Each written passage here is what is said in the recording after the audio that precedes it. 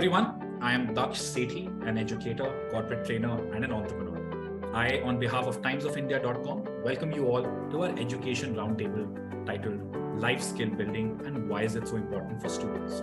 In today's rapidly changing world, education extends beyond textbooks and classrooms. It encompasses the holistic development of students, equipping them with the essential tools and skills to thrive in their personal and professional lives. Life skills encompass a wide range of abilities, including communication, critical thinking, problem solving, decision making, collaboration, adaptability, resilience, empathy, and self-awareness. All these significantly contribute to academic success. Students equipped with critical thinking, problem solving, and decision making skills can analyze information, synthesize knowledge, and approach challenges with a solution-oriented mindset. These skills not only enhance their academic performance, but also prepare them for higher education and future careers, where adaptability, creativity, and collaboration are highly valued. That is why the National Education Policy 2020 emphasizes the integration of life skills into the curriculum at all levels of education. In this session of Education Roundtable, our esteemed panelists shed light on various aspects of life skill development among the youth. Let us welcome our diverse panel consisting of pioneers in the field of education. Dr. Bishwajeet Saha. He is presently holding the post of Director, Skill Education in CBSE, New Delhi. He manages the works of skilled curriculum design, development of student resource books and training manuals, and monitors the execution of various teacher training programs. He has served CBSE in different leadership roles, including training in academics, for over a decade. Prior to joining CBSE, he had worked with the Government of India and Tripura State Government in the areas of technical education and ICT. Dr. Saha handled execution of various development projects of World Bank, AICTE, UGC, MSDE, and NATE. Dr. Neharika Vohra, a specialist in behavioral science. She is currently working as a professor of organizational behavior at IIM Ahmedabad. She has published several peer-reviewed research papers in top-level international and national journals and authored 3 books. Dr. Vohra has been on the editorial board of several national and international journals and served as the founding vice-chancellor of Delhi Skill and Entrepreneurship University. She has been on the board of IMA and the academic council of several national-level institutions. Additionally, she is an independent director, trainer, consultant, coach, and mentor for the corporate sector. Ms. Shruti Kapoor. Shruti leads the Economic Opportunities pillar at YuWaah, which comprises of job connects, entrepreneurship, and apprenticeship opportunities for young people. She has 6 years of work experience in social impact and sustainability, spanning across India, US, and the UAE. Shruti has led Pan-India program operations and business development at McKinsey, Social Initiatives, Youth Education to Employment Program. She has also worked extensively at the grassroots on women's rights, entitlements, life skill education, digital literacy, and healthcare. She is passionate about impacting education, youth employment, gender equality, and environment sustainability through strategic design and analysis, policy advocacy, data-driven decision-making, and effective implementation of policies and programs. Shruti holds an MBA in Rural Management from IRMA and an MA in Public Policy from University of Chicago. Mr. Ashok Pandey, Director, Ahlcon Group of Schools. Mr. Pandey is widely acknowledged as an innovator, classroom practitioner, and an effective educational leader. He has spent 30 years working with children and teachers. His 2 books on classroom teaching and practical aspects of school management have been bestsellers. The Indian Institute of Management, Ahmedabad, has recently published a case study on the impactful professional development program he carried out at Ahlcon International School. Recipient of the National Teacher Award 2012, Extraordinary Leadership Award 2021 by the Education World, and the Forbes India Top 100 People Managers Award 2020 make him a reputed thought leader on contemporary educational issues. I welcome our esteemed panel to this wonderful session. I would like to start the discussion with a pretty interesting question for Dr. Vohra. What are the potential challenges or barriers that educators might face while implementing life skill building initiatives? We've already spoken about why they're important, but how important is the right implementation of such initiatives? Ma'am, you're on mute. So sorry. Thank you, Daksh, for the question. I think this is diving right into this whole idea of life skill education. Challenges include everything from teacher preparedness, infrastructure in the schools, and also parent involvement. There is a possibility that a parent may not really like some of the things that would possibly be added as life skill enhancement courses within the school. So, for example, we were doing some work with primary schools, and we were speaking about doing life skill education through maybe, cleaning your own classrooms. And parents.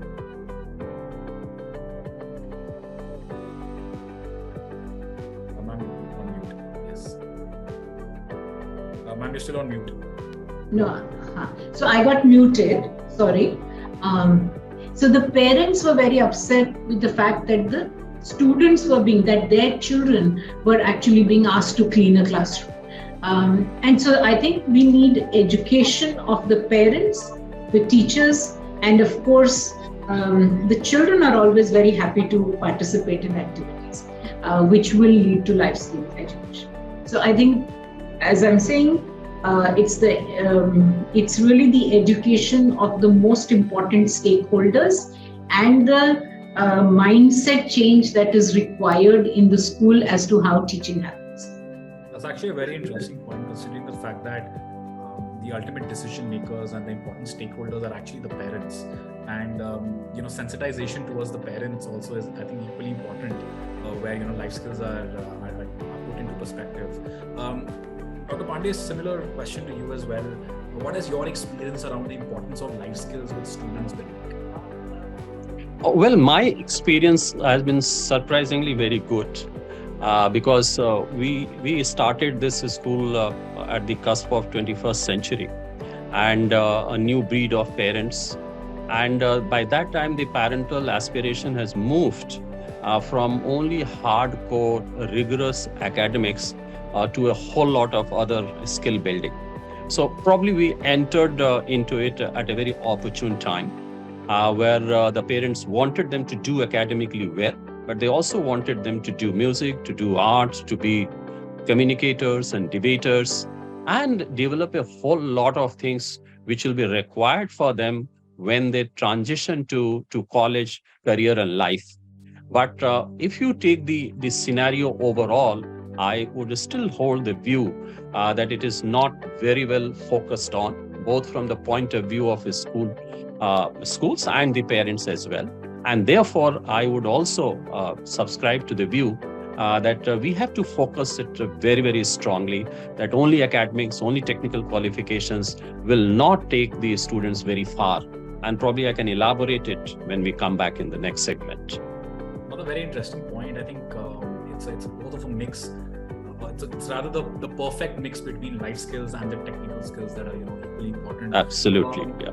Shruti, I had a follow-up question on that. How do you think that technology plays a role into building life skills for a student, perhaps in the K-12 category? Where does technology really come in? Thanks for the question, Daksh. So, technology, of course, has become very, very important, and none of us are averse to it anymore. Especially post-pandemic, we all do realize that whether it is K-12 people in and out of the school system, people not in the education system, people transitioning out of the education system, for everyone it's become very, very important, particularly in the education space, because jobs, eventually people have to find employment opportunities once they graduate out of the schooling system. There is no job today that doesn't require the use of technology. As soon as a person enters into the workforce, or even before entering into the workforce, how to find those right kind of opportunities also requires the use and learn of technology to be able to navigate through the right kind of channels, right kind of platforms. That's why the need for digital learning and digital education and technology has become so important. it's important that this education is available free of cost, whether it is at the school level, whether it is through parallel channels. It needs to be incorporated in a manner so that it's not theoretical, not limited to the basics like Microsoft Word, Finance, etc., from where it started initially, but transitions in a manner so that it can eventually feed into something that is more valuable, more practical, more hands-on, that helps people eventually be able to navigate their life by themselves. So yes, without a question mark, I think it's become very important to embed it in the education system, and not just for technology-based roles, but there is no job role right now which doesn't require people to use technology. Everybody has to have some understanding of some basic softwares and tools, and it's only going to incrementally grow in the future as we figure out the future of work. Yeah. Absolutely. I think we're all surrounded by technology now. If you don't know technology, you will probably feel alienated and pretty isolated from the fast-moving world today.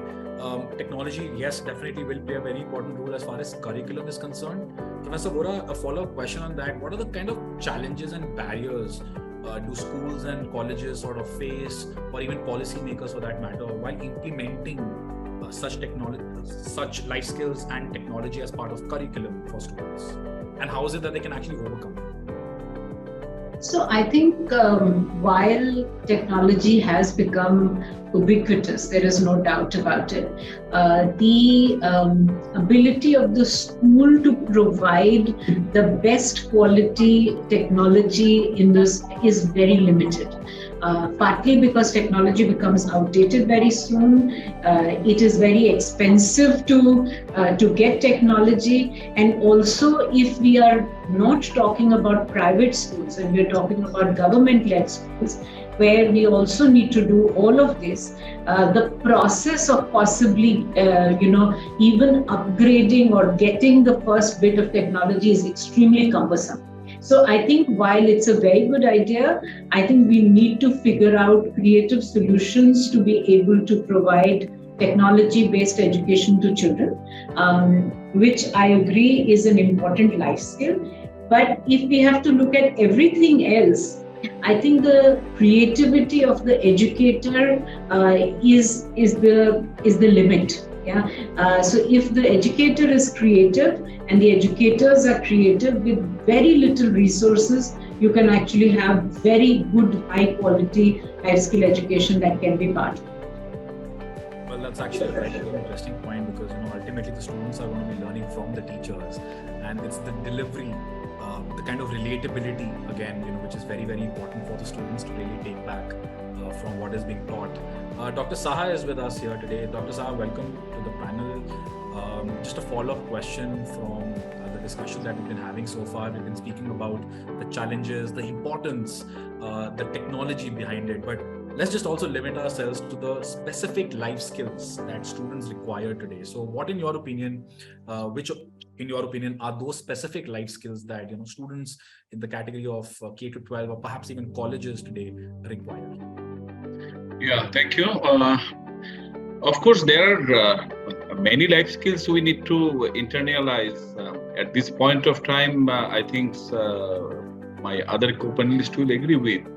We are differently talking on 21st century scale, and these are somewhere bundled in a manner so that these are part of the curricular journey. And one way, in school or out of schools, while students are at home or they are in the market. So these social skills are also part of the life skills, and what way one can really look into, and how the parental mindsets are actually gearing up to cope up with this kind of activities. That is very much important. Rather, defining XYZ skill which must be one must take up, or prescribing something for that, that may not be the solutions. But of course, in the life journey, so all those activities are very much important, and that way our schools, our college, our higher education systems are definitely trying to imbibe in the ecosystems. Well, That's actually a very important point, because overall it adds value to the students' overall personality. Right? That's also something that we sort of realize maybe 5 years, 10 years down the line, when that person has, or that student has really grown into, a strong woman, a strong, gentleman who's now ready for the real world. Mr. Pandey, again, a follow-up from that. How important are these skills as far as personal growth of a student is concerned? Like I said, it takes time. It takes perhaps a decade to actually start seeing results. But from a very grassroots level, how important is it for the person? Sir, you're on mute. I'm so sorry. Its importance cannot be overemphasized in the sense that McKinsey has come out with the research, and it reports that in 10 countries that they did the survey, 50% of the post-secondary students have said that our schooling has not adequately prepared us to improve our employment opportunities. And 39% of the industry employers have said that the greatest barrier to their entry is the lack of the soft skills in them. So there lies the answer. And then in another study, the McKinsey says again that the higher order thinking skills, socio-emotional skills, digital skills, they run parallel to all the sectors, like Shruti said a little while ago. So its importance is that, yes, of course, you enter early in the sector, you have an edge, you contribute to GDP, you become an asset to the organization, you earn more, you can invest more, you contribute to GDP, and through you, there is more investment. So I think the advantages are galore, but I think looking at the advantages is one way, but looking at the disadvantages is more significant for us. That look at the kind of dip that we take, that the students are graduated, they do not have job. Industry needs people to be employed, but they are not employing them. I think this gap is to be bridged, and that is where this skill education comes in. Very interesting study that you already mentioned over here.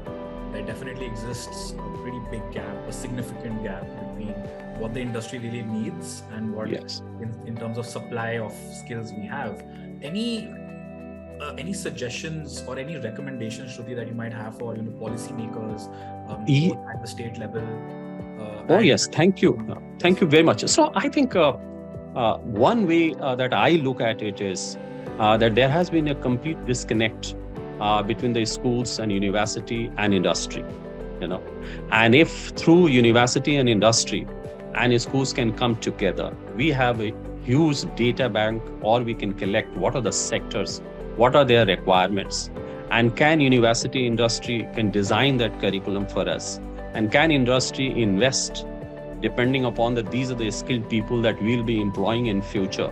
And if this synergy between the three can come out with that kind of a curriculum, and with a heavy dose in that curriculum where there is on-the-job training or internship or immersion or whatever we call it, and it is in many ways reflected in the new education policy. So I think that could be the one way through. But till such time that is not available, or that is not scaled up, it is available, but it is not scaled up. I think the schools, then the school leaders will have to redesign their curriculum, and will have to bring in all these things in a more structured and in a more scaled up way. Certainly effective ways of incorporating such parts of the curriculum into textbooks, in terms of a daily schedule that a student might have to go through. However, a constant problem, I wouldn't really call it a problem, a limitation that remains, is the cultural difference. So for example, there's a state or a central university. Now we have students coming in from every part of the country, from every strata of society.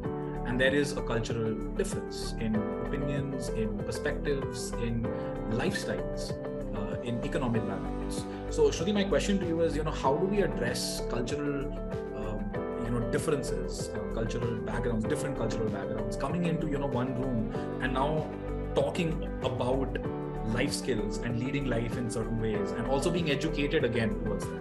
So where do you see that cultural gap coming in? Right. Thanks, Daksh. I think it's a very pertinent question, especially in the Indian context, where we see that life skills can vary from state to state and region from region. The meaning in itself can vary. As for an example, emphasizing enough on the respect for authority, obedience, hierarchical relationship, it's very, very embedded in our culture, and how it is delivered, how it is taught to the people, how to navigate through these kind of difficult situations becomes very important. And therefore, the need for a customized curriculum, I would say, again, and that customized curriculum can be plug and play based. A part of it can be standardized. There can be a standard framework in place, and technology can be an enabler, of course, because plug and play is easily possible there instead of having something which is very theoretical. But at the same time, allowing that flexibility so that things can be customized to the cultural context. Again, for example, in a state like Gujarat, where a lot of people are aspired towards business, they have more entrepreneurial mindset, emphasizing on values like risk-taking ability, are more important compared to, say, some other parts of the region where people are more inclined towards migration. It has been a tradition from the past. Say states from the eastern part of the country like Bihar, Jharkhand, where traditionally people have always migrated out for jobs. So then focusing on those kind of values, where how do you navigate your life in a new state, in a new city, among different people who are differently cultured from you, those kind of skills become very important. So having a framework in place which also kind of helps you customize things as per the need, I think that is still not there. We are still a step away from them from that, and definitely is the need of the hour to think on those lines and start building something. Again, a very, very important point, and I think very well explained as well, Shruti. Also the importance of the family upbringing that one has, the cultural upbringing that one has. So Dr. Saha, just to follow up on that, how do schools and universities work towards enabling a student, school or university and family correlation in terms of nurturing this cultural difference that we have, in order to build those life skills which are essentially going to be required once that student perhaps moves out of that city, goes into a tier 2 or a tier 1 city where there could be a clash of interests, right, in terms of a cultural barrier. So how do schools and universities sort of bridge this gap between parents and the curriculum? Yeah, I think there is one component missing, because you rightly flagged. I think some of the component already Mr. Pandey has rightly put up before all of us. At this point of time, whether it is school, college or university, everywhere that parental interactions is very minimal. So maybe it may be because of the curricular load, or otherwise the administrations are occupied with so many activities. So the real effort of engaging the parent community is missing in the complete Indian education system. So it is a very heavy version, but I think this particular pillar, if we cannot bring into the ecosystem, whatever curricular load or structural frameworks we propose, that may not be meaningfully implemented unless the confidence of the parents we take into account. So that's why more and more sensitizations workshops is required, where we can give the ownership to the parents. Even in the usual business of schooling or college ecosystem, how much time we engage, because if some teacher is absent, and maybe that stopgap arrangements are many a time principal, if that additional manpower is not there, they struggle. So here comes, there are a lot of parents remains idle at home. Now that competent parents can we engage? In the European ecosystems, many schools during their free periods or other engagement, they usually try to bring the parents into forefront. Now, it is very easy for us to avoid them by name of safety, child safety and other so-called rubrics. But I think there are equally competent parents are available in the society, or even sometimes that retired portfolio we may engage. so that such kind of that life skills crisis syndromes can be addressed properly. This is number one. And number two, I am going with Mr. Ashok Pandey, because school, college, and university and industry interactions, for showcasing in some pockets, it is excellently doing well. But India is not consist of only few cities. So, larger pocket of the country, where whether it is centrally run university or privately managed university, how much efforts we are taking, even for their own branding. These days, some efforts are socially visible.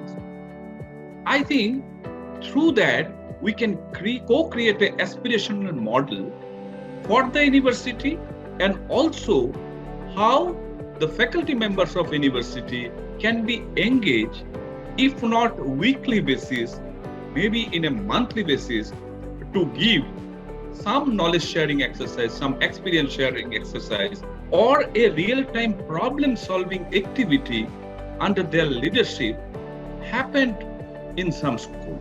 So those concepts we can bring in forefront.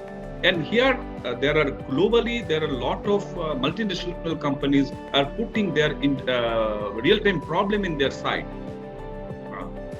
And I think few years back from the Ministry of Heavy Industries from Government of India, such kind of efforts was there to put some real-time industrial problem or sometimes some social problem. If some municipality is posing some social problem, how school students, college students, teacher and parents together can come up to its solution. So those activities also as a part of your life skill enhancement, how to work with team and how socially challenged issues can be addressed. So that kind of cohesion in the ecosystems is very much required. And I think those who are already working in this front, their examples can be showcased so that tier 2, tier 3 cities are more in a participatory mode, come forward and engage the students, parents, and both from the school education and higher education system.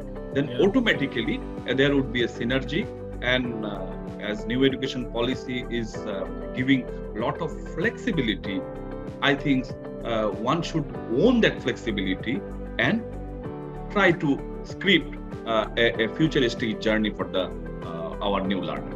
I think the synergy and the sensitization towards social well-being as well is very, very important. We were discussing about this a while back. Professor Vohra, any tangible research that you might want to point out towards maybe a long-term result that we've been able to see, where in the curriculum we were able to inculcate some kind of life skills? Could be a school, could be a university, could be a college, or in general, is there any tangible research that you would want to probably point out that we can see in terms of the long-term results? Ma'am, you're on mute. And we can look at it from the very basic primary to the high school education. In the primary education, the Montessori method completely, the whole edifice is that you teach skills to be.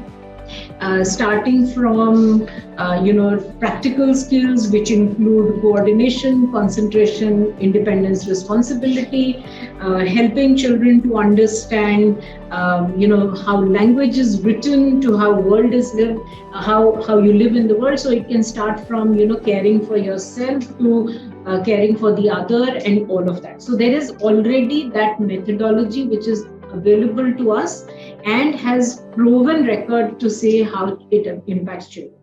There is also research coming out of many countries, Iran, Brazil, and some parts of Canada, where when they have put in life skill education for high school students, the health outcomes have been better.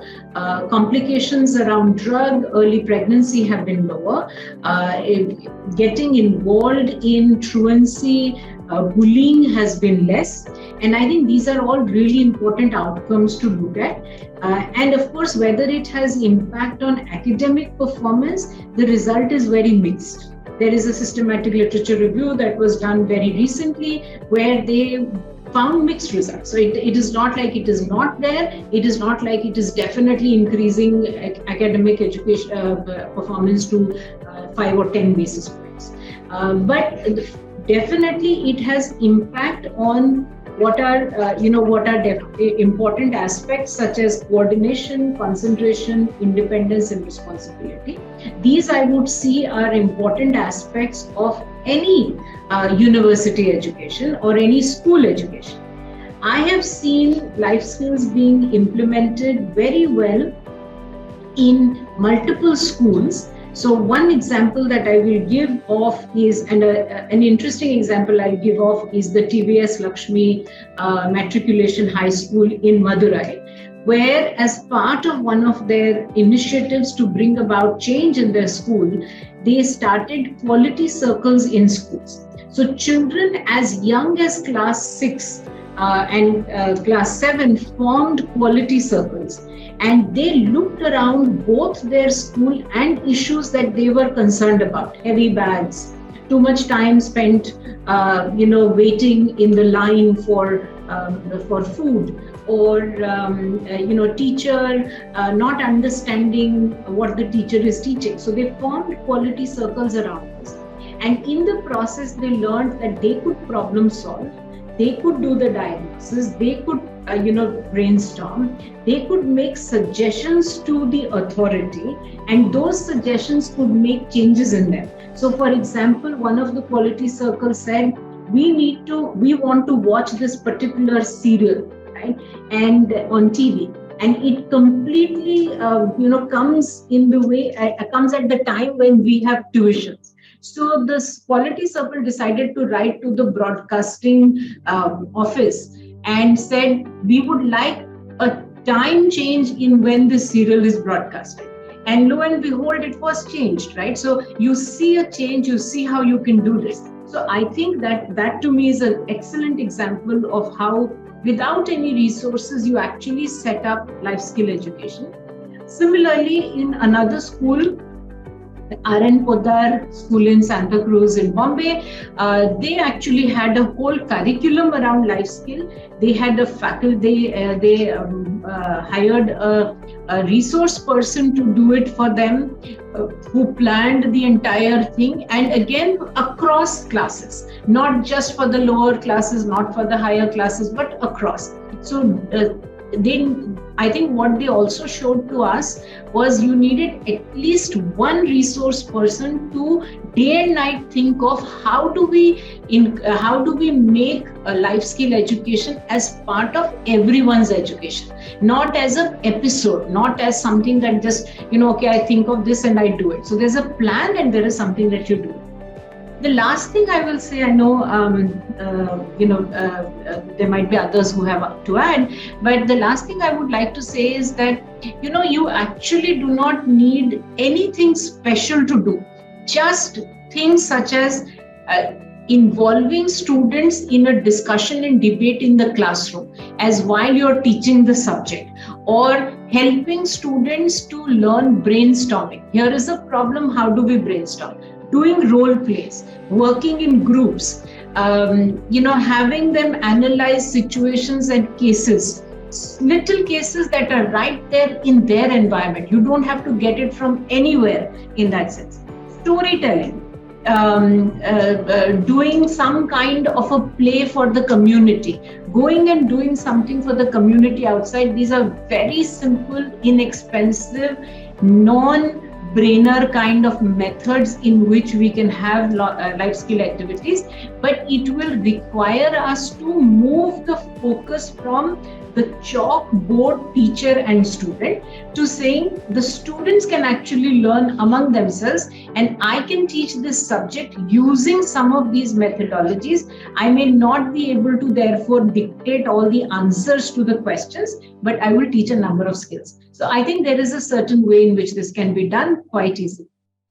Thank you. I think Professor Vohra, you've given us a pretty elaborate blueprint of how schools and colleges should inculcate life skills on a weekly basis. I think you've literally pointed out those important activities, subsets of how life skill can actually be taken up. So really appreciate the in-depth analysis and also helping us understand how that happens. Mr. Pandey, follow from that with close to 3 decades of experience with school children. How do you look at this kind of a blueprint that Professor Vohra just mentioned? How has your experience been similar or different from what she just mentioned? No. I'll just take it from where she left, and what she said is that she didn't use the word, but probably no rocket science is required here. This is what she meant, and I will build on that. Let me tell you, everything that we have talked so far, lies at the heart of the pedagogy. What we do in the classrooms, how we introduce a topic, how we tell children to articulate their questions, how the peer interactions and learnings takes place, how we arrive at a solution to the problems, the project-based learning, the competencies. I think everything, the classroom is a huge size laboratory to experiment all these things, and then 2 or 3 very foundational principles we have to keep in mind. And one is, of course, all the learning is about joy of learning and creativity in learning. I mean, this is what Rabindranath Tagore said. This is what Ken Robinson also said. The second aspect of pedagogy is that are we giving autonomy to the children? Are we acknowledging the agency that they have? And that is what Swami Vivekananda also said. And the third part of the pedagogy, which will, from where all these things will stem, is how do we take care of the marginalized children, right?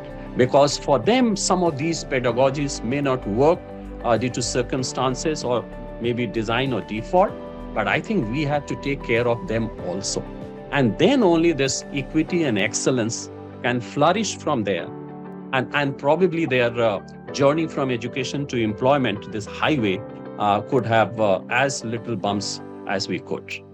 I think, again, just adding on to what the blueprint sort of looked like, I think this is really an elaborate, way of actually taking up this part of the curriculum. Shruti, just wanted you to also add to this, as to how can schools and educators, in general, create an inclusive environment that supports life skills. Yeah, thanks, Darsh. Completely, echoing to what Professor Vohra and Professor Pandey said, all these things that they have mentioned are very, very important. The need for a framework, need for a pedagogical learning standard, and educator in itself being that knowledgeable to be able to understand the importance of life skills curriculum and how to be able to impart it. I think all of that, is what I would want to stand by. I think just as an additional point, probably adequate ICT infrastructure also, because that, despite the knowledge and everything that an educator can have, if he or she is not provided with that kind of an infrastructure or tools, it gets very difficult to deliver. And somewhere also having that understanding on how to not teach life skills as a curriculum, but to be able to impart it in a manner so that it fructifies for people to understand how it has to be imbibed in their personal behavior and in their professional life. So that, again, kind of reiterating what he said, that school to work transition, how everything, all the learning that is there feeds into that becomes primary eventually. So yeah, just those Well, two eventually points. it does become important. It has to be, of course, inculcated in pretty much every walk of life. But how does one quantify it? How does one assess it? How does one measure it? So I think Dr. Saha, with your experience at the CBSE, just wanted to understand, how do you actually end up assessing and measuring a student's progress in acquiring and then applying these life skills? We've been speaking about everything, the importance, the strategies, but then how do we actually quantify or assess the outcome?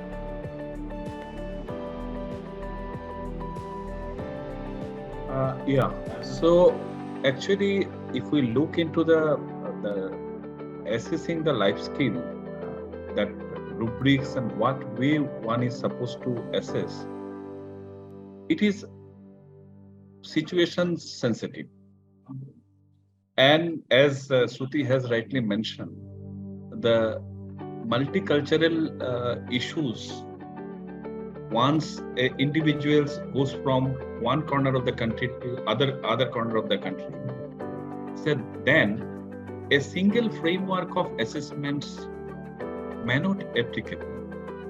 So here the diversity component is very much needed, and that too also the teacher's capability of understanding a learner is very much important here. And as Professor Vohra has mentioned, simplified way, how a individual spend a day in a co-ed schools or a specific category of schools, so that your inclusivity in terms of gender or Mr. Pandey's marginalized sector vis-a-vis the so-called somewhere the problem differentiated learner. Now, a teacher need to observe them closely, and there is a requirement of teacher-student ratio in the classroom to be looked into, because how manageable versus not manageable, so that gradually, with respect to individual observation skills from the student, so one is from the student side and another is from the teacher side. And after spending a day in a school, once the child returned to home, I think, is there any strategy the teachers give the feedback to their parents? Okay, you need to observe the child in this fashion. So that kind of framework is very much required, so that instead of going a fixed kind of rubrics to assess an individual, or closely looking into 3 months, 6 months, and as the child is there in the school ecosystems for more than 12 years, I think that there are a lot of learning. I agree with Shruti ji, because then under the 360-degree holistic progression, the technology can also play a pivotal role. So, what way we are using the CCTV camera? Only for the safety purpose? Or we need to utilize the artificial intelligence component where the child entering the school, while they are using the common pathway, how friendly with their seniors, juniors or peers, and while leaving the school, whether the child is happy or not. So the emotional bandwidth, you don't have to involve anyone, a specific user, to look into everything. Class teachers to every teacher, simplified way, look into these rubrics and create a storyboard for an individual learner. And this information need to be passed on from one class to another, and there again technology can, because there is a possibility the teacher leave the school or something happen. So all those things technologically, from student registrations to their life skills potential and their progression level, their thinking ability, everything can be recorded, and this becomes gradually we can think in terms of, we are talking about emotional quotient, social emotional quotients, IQ, or gradually it's a life journey questions or life question kind of things may come up gradually. So that life skills question is actually would be the core of individual's ability, both in terms of his academic front, skill front, life skills front, or as an individual, as a human being, how friendly or what way you want to pass on the positive energy from one to many. Dr. Saha beautifully explained the correlation between EQ and IQ, and also bringing in some bit of technology behind it. I think, of course, we'll be able to see the results in the long term, but I think the process starts now. My last question will be a common question to everybody, to all our 4 panelists. We've had a lovely conversation so far. We've spoken about the blueprint, the importance, the hurdles, the technology behind it. But just a simple question, and I want to end the session after that. How can a simple math teacher, class teacher, English teacher, Hindi teacher, in some corner, in some school, in a corner of the country, actually help during his or her class inculcate life skills in the student that he or she is teaching? A simple suggestion, pointer from all of our esteemed panelists. Professor Vohra, we can start with you. I thought I already gave many such examples, but just to give you, and as I said, no teacher is simple. Teacher is teacher, teaching in any part of the world, teaching in any school. And the whole idea is, if I can connect it to real life, I can connect it to the individual. As a teacher, the subject comes alive and the learner comes alive in that entire. So I think the whole idea is to get both of them to come alive, because then it's a real thing that we are related to. So yeah, that's my thought. Thank you for that, Professor Vohra. Pandey. Yeah, two things allow me to say that. First, a little bit hard one. I think the maths teachers, they should become like basketball coaches. A basketball coach tells the students, come on, play, you will become Michael Jordan. And maths teachers say, come on, if you don't study, you will fail. I think that narrative has to change. This is number 1. And number 2, of course, integrate music, art, sports, and make mathematics learning fun. That's it. Very well said, Mr. Pandey. Shruti. I would like to emphasize on 3 important things, very basic life skills, but I feel they are probably the most important to survive in any situation. 1 is active listening, 2nd, teamwork and cooperation, and 3rd is empathy, the ability to empathize with everybody, whether it is your family members or professionals or peers, colleagues, teachers. And I feel none of these skills are difficult to embed in a curriculum like Hindi, English, mathematics. Instead of traditionally imparting the curriculum, just small group exercises, making people do things together, having them take up life stories of children instead of always talking about things that are written in the books. I think all of these skills can directly or indirectly, but at least organically be embedded in the curriculum. Points well noted, Shruti. Thank you for that. Dr. Saha. I think there are a lot of points. So I agree with all of you. Only a learner and teacher's relationship should be bonded with emotion, so that both learner understand the teachers, respects teachers, and also get the confidence to share and also to learn from him or her. Thank you so much, all our 4 esteemed panelists. This has indeed been an enlightening discussion. Shruti, Mr. Pandey, Dr. Saha, and Professor Vohra, thank you so much for taking out time.